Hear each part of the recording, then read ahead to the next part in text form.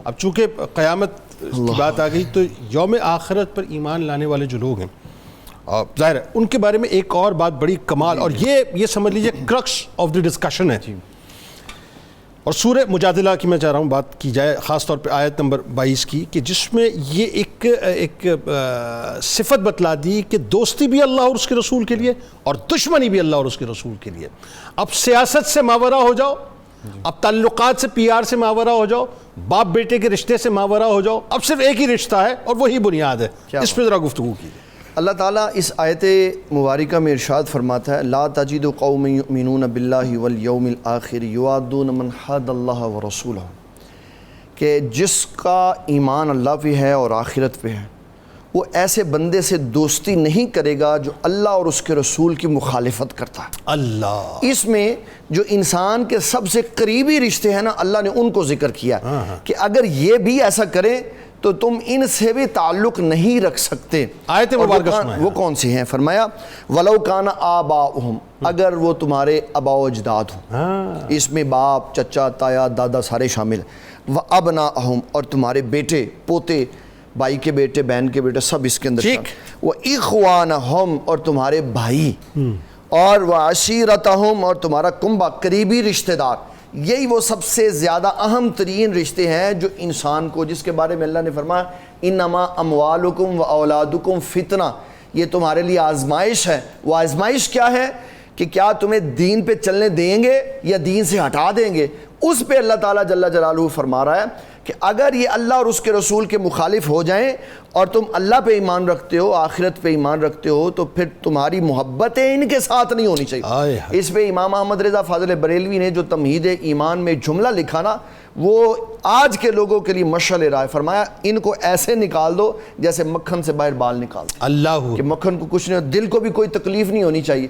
اس کی مثال سمجھنے کے لیے یہ سمجھیں, حضرت سیدنا ابو عبیدہ بن جراح نے بدر کے مقام پر اپنے باپ کا سر کاٹ دیا اور رسول اللہ صلی اللہ علیہ وسلم کو بتایا کہ اے اللہ کے حبیب صلی اللہ علیہ وسلم, کیونکہ یہ آپ کے اور ہمارے اسلام کے مقابلے میں کھڑا تھا, اس لیے قرآن یہ کہتا ہے جو مقابلے میں آپ کے کھڑا ہوگا اس کا سر ہی کاٹا جائے گا. حضرت عمر فاروق نے اپنے ماموں کیا نام تھا, حضرت سیدنا ابو بکر صدیق نے حضرت عبد الرحمن سے کہا, کیا بات, اس نے کہا عبد الرحمن نے جب وہ مسلمان نہیں تھا کہ آپ 2 3 4 دفعہ میری تلوار کے نیچے آئے تو میں نے باپ سمجھتے ہوئے چھوڑ دیا. آپ نے فرمایا اگر تو میری تلوار کے نیچے ہوتا تو حضور پاک کا دشمن سمجھتے تیرا سر کاٹ دیتا. اس کے بعد وہ ایمان لائے تھے, پھر بعد میں ایمان لائے. ٹھیک ہے. فرمایا اولئک کتب فی قلوبہم الایمان, اللہ تعالیٰ ان کے دلوں پہ ایمان نقش کر دیتا. اللہ دلوں پہ ایمان کے نقش ہونے کی ایک بہت بڑی کیفیت ہے.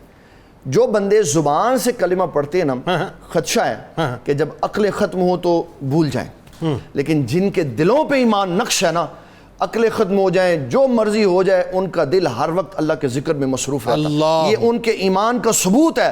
جب نزاع کا عالم آئے گا تو جن کے دلوں پہ ایمان نقش ہے ان کو اللہ تعالیٰ کی یاد سے کوئی غافل نہیں کر سکے گا.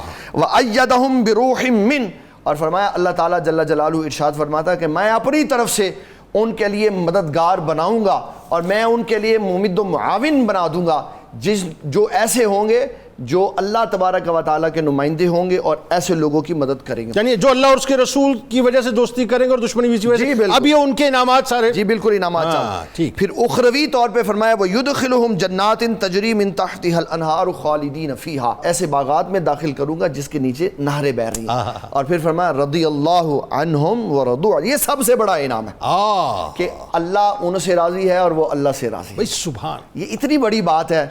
میں یہ کہوں میں اللہ تو اس سے بڑی محبت کرتا ہوں, اس کی کوئی ویلیو نہیں ہے. اللہ فرمائے بندے میں تجھ سے محبت کرتا ہوں, اس کی ویلیو کیا؟ یہ اللہ کہہ رہا ہے میں ان سے راضی ہوں اور وہ مجھ سے راضی ہوں. اور اگلی بات بھی بڑی کمال ہے, فرمایا اولئک حزب اللہ, یہ اللہ کی جماعت, یہ اللہ کی جماعت ہے. اللہ اور اس کے رسول کے معاملے میں کسی کا چہرہ نہیں دیکھتے, نہ باپ نہ بھائی نہ بیٹا نہ کنبہ دیکھتے ہیں, وہ اللہ اور اس کے رسول کو دیکھتے ہیں. اور پھر اگلے جملے نے تو بات ہی ختم کر دی. بات ختم ہو گئی. اللہ خبردار سن لو, اگر ادھر ادھر توجہ ہے تو واپس آ جاؤ.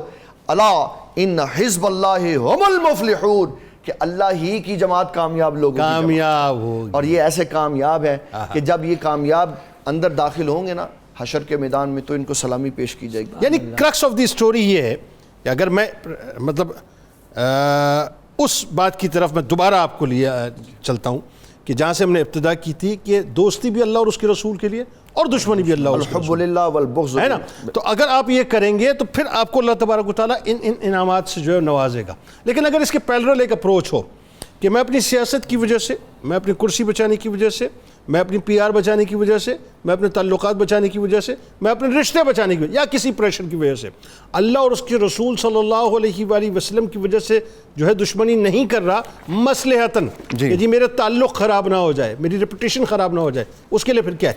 اس کے لیے یہ آیت ہے. وہ کیا؟ اللہ تعالیٰ ارشاد فرماتا ہے سورۃ الابراہیم کی آیت نمبر 3 میں، اچھا. الذین یستحبون الحیات الدنیا علی الآخرہ، جنہوں نے دنیا کی زندگی کو پسند کیا آخرت کے بدلے میں، وَيَصُدُّونَ عَن سَبِيلِ اللَّهِ، اور وہ اللہ تعالیٰ کی راہ سے روکتے ہیں، وَيَبْغُونَهَا عِوَجًا، اور ٹیڑھا پن تلاش کرتے ہیں، أُولَٰئِكَ فِي ضَلَالٍ بَعِيدٍ، فرمایا یہ دور کی گمراہی میں پڑے ہوئے لوگ تباہ ہیں.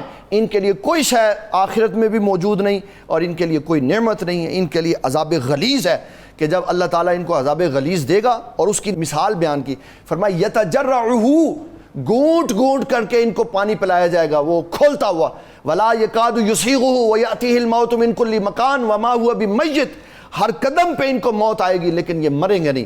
یہ عذاب دینے کے بعد اللہ نے فرمایا یہ ابھی ہلکا عذاب ہے، اس سے سخت عذاب اس کے بعد آنے والا. بالکل.